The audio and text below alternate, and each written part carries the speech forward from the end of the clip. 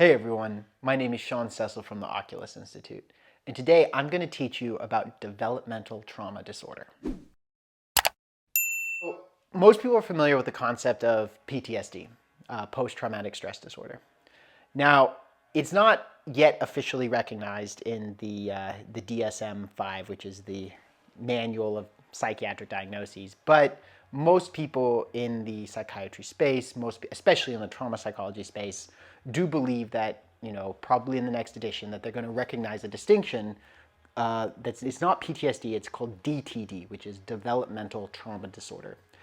And developmental trauma disorder differs from PTSD because it's not connected to a single traumatic event. It's the accumulation of neglect, hostility, abuse, whether that be physical, verbal, sexual, role reversal, right, where the child has to take care of their parents, all this stuff happening during childhood. Unfortunately, this is something that people never really talked about previously, maybe in a therapist's office or whatever. But as people are opening up and as, it's something that psychiatry is starting to study, they've discovered that this is unfortunately, this DTD, developmental trauma disorder, is actually a lot more common than most people realized. Parenting's hard, right? And unfortunately, many people have coped with those challenges by taking it out on the children. As I said, various forms of, anger, hostility, neglect. And also, even if they didn't take it out on the children, if they bottled it up and then, became addicts or alcoholics or etc., then the results of that is now the children have to take care of the parents. And again, it creates this whole role reversal. And there can be all kinds of, toxic emotional dynamics. And unfortunately, as I said, it's a lot more common than people believe. So, if that's something that you experienced, then, be honest with yourself about that. And that's okay, right? It's not, you are probably less of an exception than you realize.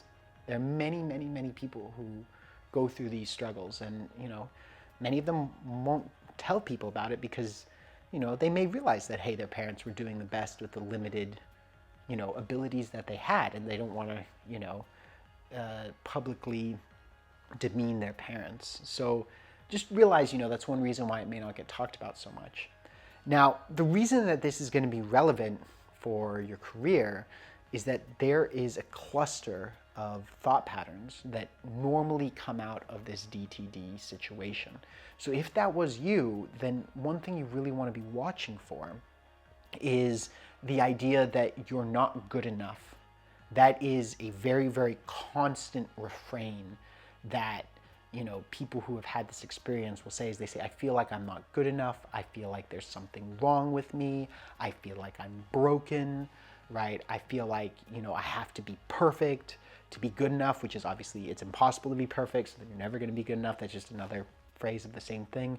And all these senses that, one is somehow unworthy, right? And the reason that this happens is because, to a child's developing mind, it has to assume that the parents, are good for the child because they're the ones taking care of it. They're the ones who feeding it. They're the ones who, right? So for that developing psychology, it has to associate them as positive, right? There's no way that it doesn't, right? But on the other hand, then it tries to reconcile, well, how can I reconcile these things are good with the way that they're treating me? Oh, there must be something wrong with me. And that's kind of the pattern that has been observed in these cases. Now, as you become older and you become an adult, you realize that there's a lot more nuance, right? No human's good or bad. There's always, some degree of imperfection. There's always some degree of flaw. There's always some degree of this. And that's just because that's the nature of humanity. But those patterns that were wired in as a child will stick unless they're very specifically addressed, right? And then it leads to this trap because then if somebody believes that they're not good enough, then they don't go try to do anything new.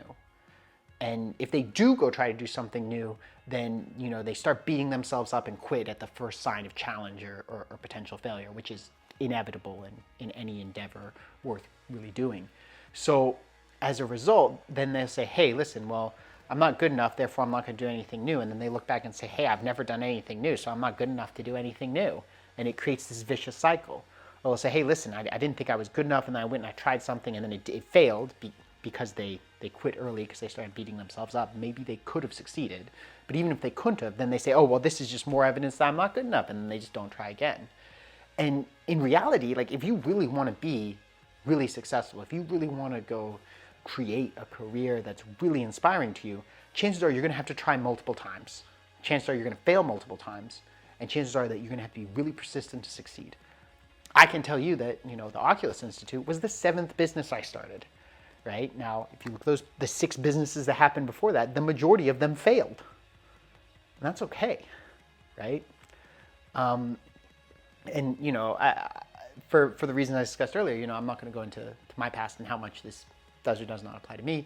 But, for you, as you're looking at it, right, you've got to see that if you hold on to that sense of unworthiness, if you hold on to that sense of being broken, if you hold on to that sense of not being good enough, that it's going to lead to choices that are then only going to strengthen that neural pathway, right? So if you want to break out of it, then you want to do it on 2 fronts. The first is you really want to go in and work on rewiring that neural pathway. Go see a therapist, go see a psychiatrist, go see, anybody who has expertise in this area who can help you, right? And then, do everything in your power to do that. By the way, one book I'd recommend is The Body Keeps the Score by Bessel van der Kolk. Great book on the subject. Has a lot of really powerful solutions and tools to help you overcome this. And then the second thing that you want to do is you want to make sure that you are going out and going outside your comfort zone. And every time your mind says, hey, listen, you're not good enough, that should be a signal saying, you know what, I'm going to try anyway, because I don't care, right? I'm going to do this to build the muscle of doing it, because that very action is going to help you rewire those neural pathways. So attack it from 2 fronts, and remember that the way that you grew up and what you happen to experience is never a referendum on you. You wouldn't walk into a classroom with a bunch of kindergartners and say, you know what, that kid, he's not good enough. You wouldn't do that. So stop doing it to yourself. Go out there and create the life you're meant to create. Before you go, I've got a free gift for you. So if you found this video valuable, if it helped you see the world in a new way, and you're interested in building a career that's going to bring you both personal fulfillment and financial prosperity, then I've got a free presentation for you to help you do just that. So if you go to the link below, it's www.oculusinstitute.com/workshop. That's www.oculusinstitute.com/workshop. Then it'll take you to a registration for a free presentation. It's about 50 minutes long, that's 50, and it's gonna give you the step-by-step process to building your dream career. See you there.